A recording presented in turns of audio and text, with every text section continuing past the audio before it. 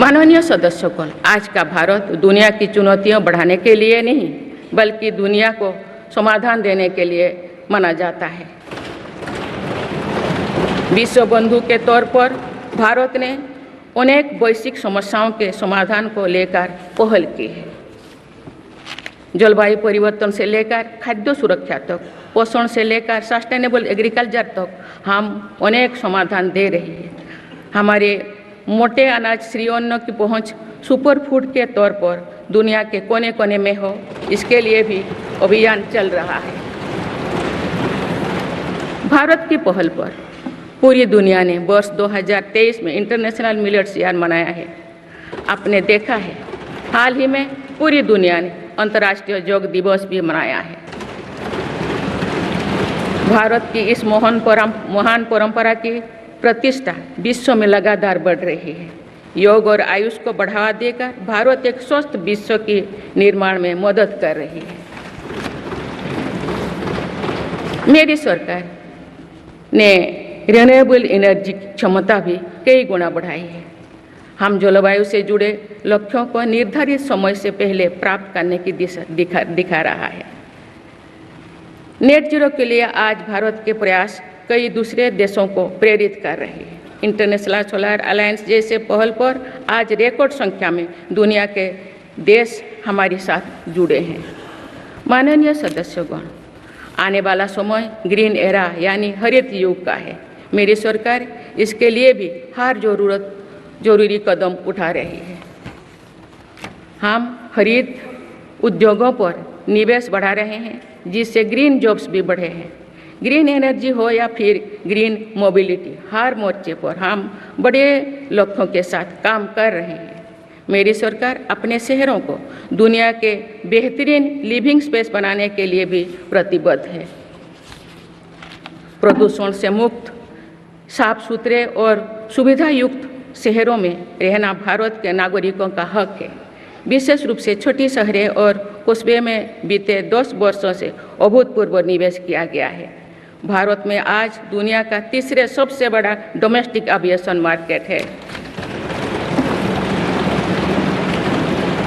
अप्रैल 2014 में भारत में सिर्फ 209 एयरलाइन रूट्स थे। अप्रैल 2024 में इनकी संख्या बढ़कर 605 हो गया है।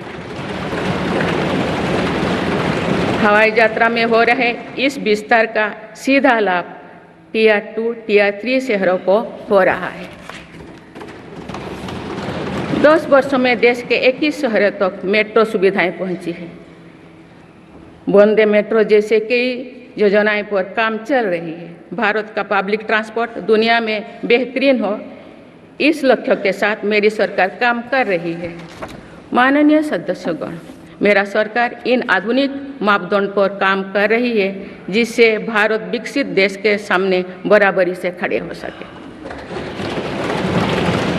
इंफ्रास्ट्रक्चर का विकास इस दिशा में बदलते भारत की नई तस्वीर के रूप में उभारा है।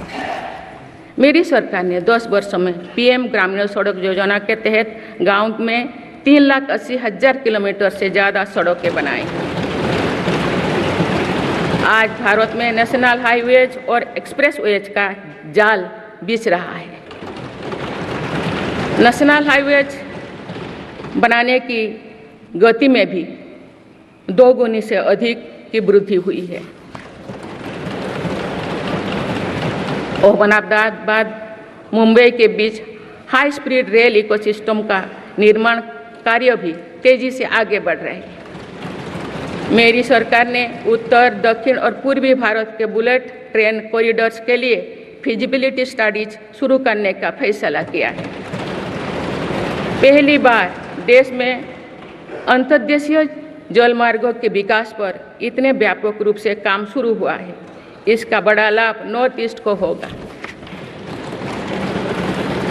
मेरी सरकार ने नॉर्थ ईस्ट के विकास के लिए 10 वर्षों में आवंटन में 4 गुना से अधिक की वृद्धि की है।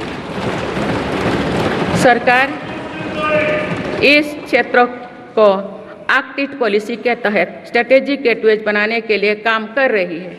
नॉर्थ ईस्ट में हर तरह की कनेक्टिविटी का बढ़ाया जा रहा है। शिक्षा, स्वास्थ्य, पर्यटन, रोजगार, हर क्षेत्र में विकास कार्यों को आगे बढ़ाया जा रहा है।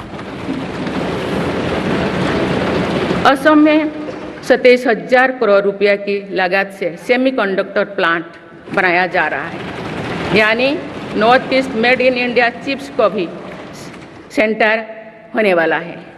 मेरी सरकार नॉर्थ ईस्ट में स्थायी शांति के लिए निरंतर काम कर रही है।